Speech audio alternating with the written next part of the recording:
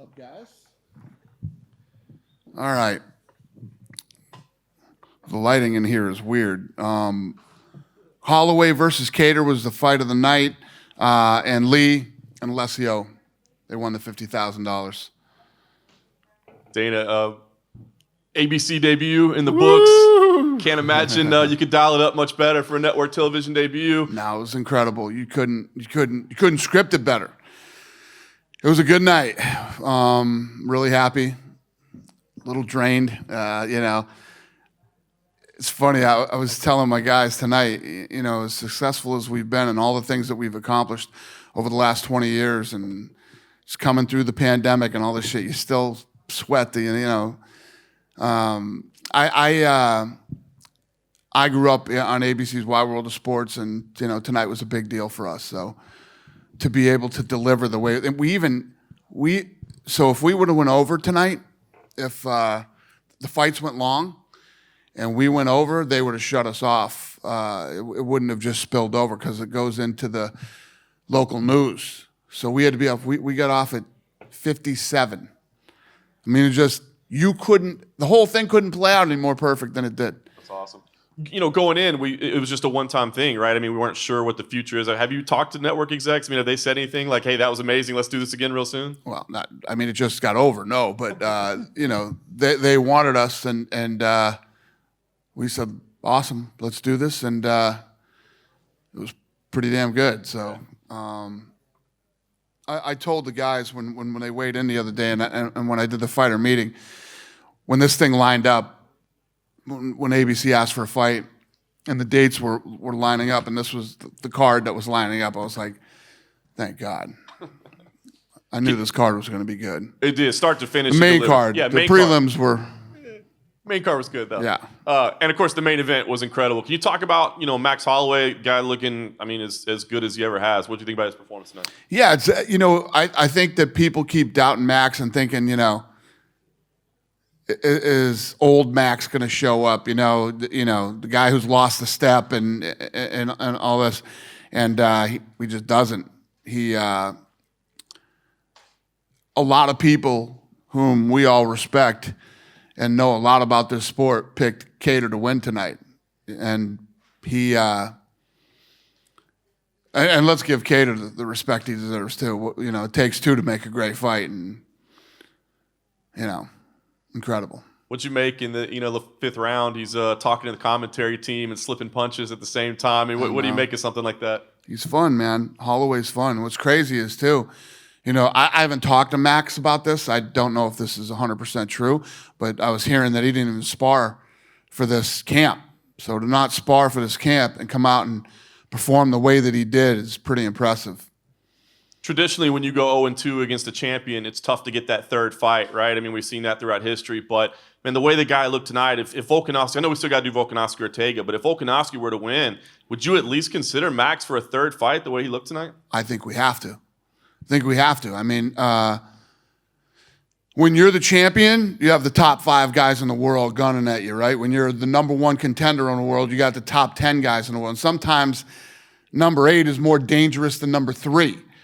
Tonight he fought a bad dude that a lot of people thought was going to beat him, and he went out and treated him like number 6. So he did what he needed to do in spectacular fashion tonight, and I think that he deserves to fight Volkanovski again. Yeah, fantastic.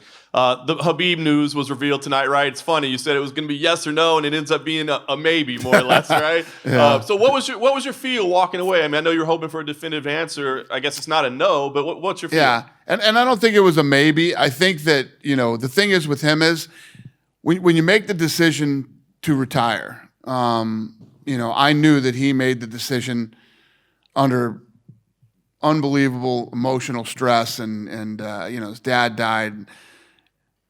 He got hurt during that camp, couldn't even train right, couldn't cut weight right. I mean, all the things that he went through, and then went out and performed the way that he performed, and then made that decision that night. He said, listen, you're not tying anything up. Just go home, spend some time with your family, heal up, think about it. And then he and I got together, and he's like, I want to see if somebody really blows me away and impresses me. next week. You got the co-main event and the main event, and obviously Oliveira looked awesome against Tony Ferguson. So that's an interesting fight to him. And we'll see what these guys do this weekend. And I think it's fun. The last thing, I saw a lot of people bitching, oh, he always says he lets people retire and all this shit. What do you guys not want to see fucking Khabib fight again? Holy shit. The friggin' drama fucking queens that follow this sport are unbelievable, but I don't. So hopefully he sticks around and does one more. Nice. Last thing for me, and I guess just to kind of clarify on that. So really, all 5 of those guys are in play, as you mentioned, the main, the co-main, Oliveira, and you'll just let him pick it and say, that's the one I want? To him, he wants to see everybody. He wants to see all these guys fight. He wants to, already said Oliveira looked awesome. That guy looked great. And felt like, he deserves a shot at the title. Let's see what everybody brings next weekend. Hey, Dana. I know it literally just happened and you have to sort of let these things play out, but was Max's performance tonight possibly the best we've ever seen? I mean, he got a 50-42 scorecard. He landed more strikes or he threw more strikes ever. Could that have been the best performance we've seen? He looked incredible, and I see a lot of people. Rogan did a nice write-up on him, posted on social media. The best he's ever looked. He looked incredible tonight, but I thought he looked unbelievable against Aldo. He's had some performances that he looked completely dominant and really just, finished the fight and everything else. He looked amazing tonight, but I don't know if I'd call this his best performance ever, but it's up there. It's one of them. He shouted it in the cage. Do you think he's the best boxer in the UFC? The best boxer? Yeah. He's one of the all-time greats, period, fighting. One of the all-time greats. Is Khabib going to be there to watch the Conor-Dustin fight? No. He's cornering on Wednesday, and then he leaves. So he leaves and goes to Vegas. So I will have the fight and fly home on Sunday, and I'll see him again in Vegas. So those fights will have played out. He and I are going to hook up and go to dinner in Vegas and talk again, and we'll make a decision. And the one thing that he did say is, I'll never hold up the division. Whoever's next, if I decide I don't want to fight any of these guys, whoever's next is next.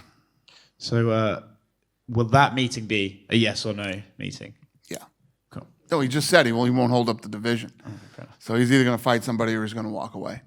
Thanks, Dana. Going off of what you said, that Max has had a lot of great performances. He's also had a lot of iconic moments, like pointing at the ground against Lamas, like teaching Brian Ortega how to a block in the middle of a fight. Basically, Roy Jones and Calvin in there. Is Max the coolest fighter in UFC history? He's one of them for sure. Yeah.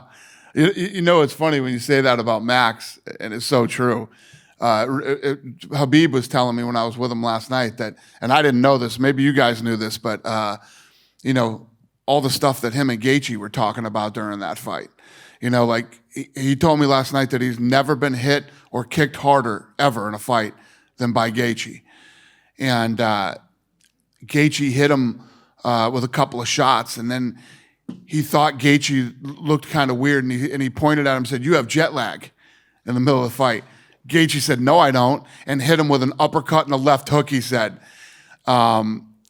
And then Khabib said something to him again, and he leg kicked him. And then I guess when Habib took him down and was on top of him, he said, "Now what are you going to do?" And he said, he's telling me all this shit that those two were talking about during the fight. First of all, the fight didn't even go that long. I didn't know how they would have that much of a conversation. But, yeah, and, Holloway's one of those guys, too. Max said he would even throw his name in to replace Conor Dustin if something happened. Would you? Yeah, I think he deserves to go home and take some time off. I respect it, but no, we're good. We're covered. There were 3 other finishes on the main card. What did you think of Puna, Li Jialiang, and Alessio Di Chirico on the main card? Yeah, I mean, the whole main card was great. It was a great card. Everybody came out and performed. Listen, you get the platform to be on network television on ABC, Muhammad Ali, Sugar Ray Leonard, the list goes on and on of all the greats that have fought on ABC and other great athletes that have played on Wide World of Sports or whatever it may be. And you get this opportunity. And I think everybody made the most of the opportunity tonight. Did you watch the Felipe Tafa fight on the prelims too? Yep. Forehead to forehead. What'd you make of that? Yep. That fight. Tough. Yeah, those guys were rock solid chins and, throwing bombs. And then finally, Carlos Condit said this was the last fight on his contract. You're going to have to sit down with him and hopefully bring him back to the UFC. Yeah, I didn't know that. But listen, I love Carlos. That's why Carlos is still here. He's one of the all-time greats and one of the OGs around here. Obviously, it's up to Khabib to decide if he's impressed or not, but will you bring up Max Holloway option the next time you talk to him, given that they were scheduled to fight before? No, I like him. Max is at 45. I for a long time, I thought Max was a big 45-pounder till he moved up to 55. And I said, oh, shit, he's not as big as I thought he was. I like him at 45, especially after tonight's performance. You spoke briefly to Kevin Kattar on his way from the cage. What did you say to each other? To who? Calvin Kattar. Oh, I was just telling him what an incredible performance it was. I had gone over to his corner because I thought the fight should have been stopped in the 4th round. And I was freaking out a little bit. I said, he's not going to stop and talk to anybody. We're going to take him straight to the ambulance and send him to the hospital. So then I went over to him and I said, you're so tough. What an unbelievable performance. And he said, that's not what I want to be known for. And he goes, but I'm not going to back down to anybody. And I said, we're going to send you straight to the hospital right now. I don't want you talking to anybody or doing anything. And then he started laughing and thought that was funny. So he's in good spirits. His head was clear. And, our interaction made me feel better. And all's good. I'm hearing everything's good so far. So those kind of fights freak me out. Dana, Go ahead. Dana, so many good fights tonight, Hey, mate. buddy. So many possible fight of the nights as well, right? But I think what we all want to know is, does Bruce Buffer's fly get 50K? No? No. What did you make to having the fans back in the atmosphere tonight? You know what? It's funny you say that because not the fans, but the fans were fucking awesome, right? What was there in here? 1,000 people? 2,000? They were awesome. We talked about this leading up to this, and you're like, people were asking me, what do you think about the fans? And when I said, I don't know, ask me after, and let's see how. I can't wait to have the fans back. They were awesome tonight, man. They had so much energy, and it sounded like there were more than 2,000 people. But we're going on ABC tonight, and all right, I'm going to tell you all this shit. All right, so we're going on ABC tonight, and the Fly attacks Bruce Buffer at the beginning of the thing. Prelims were, and I don't know if any of you noticed this, but we didn't do a show open in-house. We fucked up and completely didn't do a show open. So I'm freaking out, screaming at everybody. 20 fucking years we do show opens. There's fans in the arena. What happened after that? Then the mouthpiece falls out and goes in the fucking crack in the octagon during the ABC fight. And I'm sitting there going, what the fuck is going to happen next, man? This is good. So the beginning of the show was a bit rocky, and I was getting freaked out. And then everything just caught its stride, and we got back on. Have you guys ever seen a mouthpiece come out and fall down the crack in the octagon and the ref can't reach it? In the middle of a fight where somebody's about to get finished and we have to wait, so I don't know how you talked about the Fly. Yeah, so that's how we ended up here. But yeah, it was a weird beginning to the night, but it all came together. Thank you. Yeah. Hey, Dana, to your right. Hey, what's up, buddy? Just curious, during the conversation with Khabib, did GSP's name ever come up, or even possibly going up to 170 and being a champ? No, GSP never came up. He's not interested in that fight. And from what I hear today after that, neither is GSP. So that's over. How many more fans do you anticipate having in the crowd for Conor McGregor? Because it is a Conor McGregor fight. I think the same. I think it's going to be the same. I think it's actually most of the same people, too. I think they sold packages for all 3 fights. Congratulations. Thanks, buddy. Dana, back here. Hi. All the way back here. Sorry. Hi. There you go. So this is the 9th time that Holloway fights as a main event. Do you think now he deserves a break, or are you gonna schedule him again as a main event in a couple of months? Holloway? Yeah. No, I think what we do now is you let Holloway have some time off until he could possibly fight for the title again. I don't know if that'll be too long or whatever, but we'll figure it out. And I have a couple of questions about the 10th anniversary of Anderson Silva versus Vitor Belfort fight. Yeah. How important was that fight for the growth of the relationship of UFC in Brazil? Brazil's always been a hotbed. You know, there's so many stars and so many world champions that have come out of Brazil, not only in the UFC, but Pride and a lot of other organizations. I think that fight, there was always this mystique around Vitor Belfort, you know? And even Anderson Silva, when he became a champion, Anderson didn't really sell at first and had never really blown up to be that big of a... He was doing incredible things. But the night that he kicked Vitor Belfort in the face, the whole thing blew up, and he became a huge star, and it definitely ignited Brazil. But, you know, Brazil's been so big for so long anyway. And my last question is, do you have any fighter, Brazilian fighter, or a match in mind that could just in the future be as big as that one and maybe return and explode the MMA in Brazil? No, not off the top of my head, but it's there. It's coming. I mean, it's going to happen. There's just too much talent in Brazil. There's so much talent. Somebody's going to come up the ranks, and we'll have another big superstar out of Brazil for sure. Dana, just a quick one for me. What did you think of the Dietricho Buckley knockout?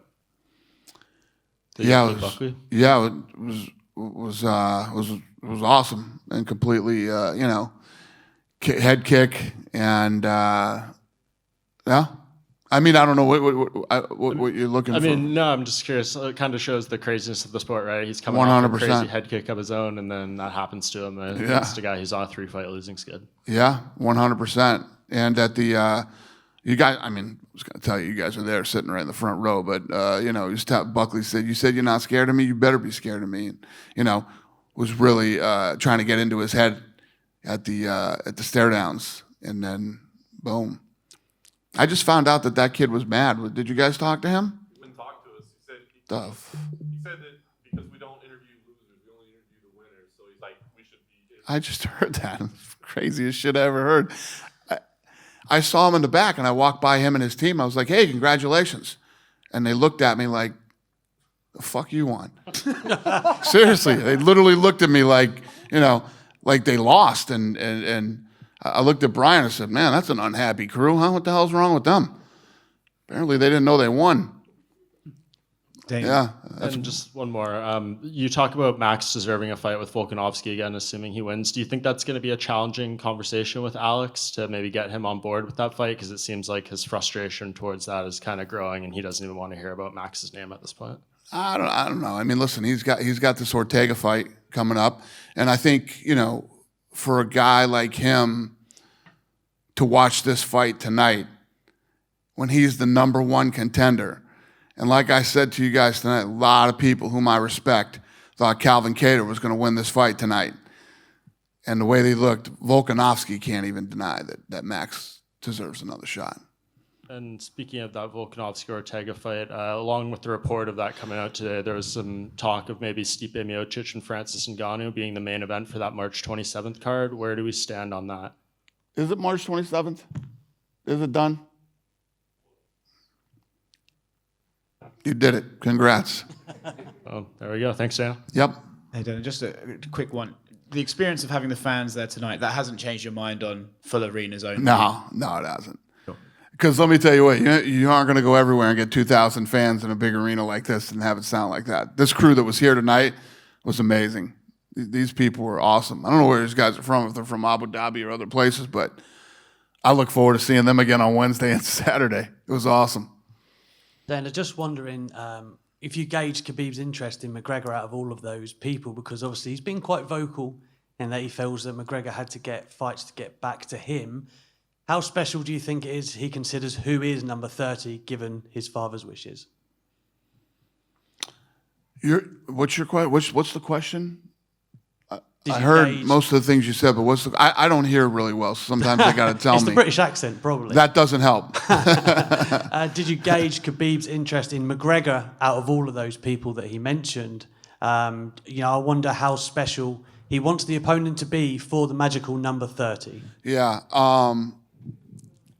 I don't know. I mean, he knows what he's going to be looking for. Listen, Conor said he's going to blow everybody's minds on Saturday. So that's true, and he does that in spectacular fashion because we all know Poirier is not the same guy that he fought the first time. So if he can come out and you can say whatever you want, Conor McGregor versus Khabib, the rematch is a massive fight, you know? And if Conor should win in spectacular fashion, it would even be hard to say that he doesn't deserve the shot. We was also going to have Leon Edwards and Khamzat Chimaev over here. Unfortunately, fell through again, 8 weeks away now. Yeah. How much pressure was on you to change that? Because it seems there was a lot of guys chomping at the bit to fill in the void, but you stayed true to the fight. Yeah, I just think for both of those guys, it's a great fight. It's a fight that people want to see, and I think it's going to be a good fight. So, I mean, I could take some guys in that division that are ranked higher than Khamzat for Leon, but I don't think it draws as much attention and as many people care as they do about this fight. So for both guys, I think obviously for Khamzat, he gets to break into the top 5 with a win over Edwards, and for Edwards, this is a big name fight for a guy who's only had 3 fights in the UFC. Awesome. Dana, what did you make of Li Jingliang's stoppage of Santiago Ponzinibbio? What did I think of the stop? Yeah, I said, what did you make of the win for Li in general? Huge. It's huge for Li. Ponzinibbio's been on a tear. He's been off for a couple of years, which is always dangerous to do. Yeah, I mean, that was a legit finish. And I thought that the ref did a great job in that fight, too. It was a great stoppage. Because Ponzinibbio was unhappy about the stoppage.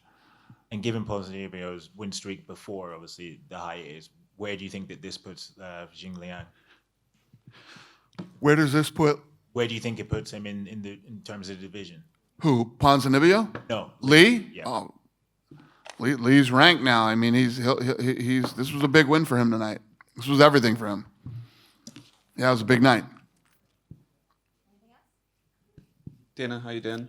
Hi. Was there one moment that stood out for having the fans back that you thought, it's not the full capacity, but this is worth having 2,000 people in here? Well, there were a few times actually. During the Condit Brown fight, I can't remember which guy did it, but Condit or Brown, they were on the ground, and one of them flipped them over and got the top position, and the crowd went crazy. Just little things like that make fights fun. And during the fight, they were chanting Holloway, and it's been like a year for us since we've had fans. And I'm not gonna lie, I've been getting comfortable and lazy with just driving over from the office and walking in with, jeans and a t-shirt on and watching the fights. But it was very, very cool to have fans back. And like I said before, this is the same crew that's coming all week. We're in for a fun week. I mean, you can imagine how they sounded tonight. Imagine when Conor and Poirier walk out on Saturday. It's going to be fun. Congratulations. Thank you. Thank you, buddy. Thanks, guys. Have a good night.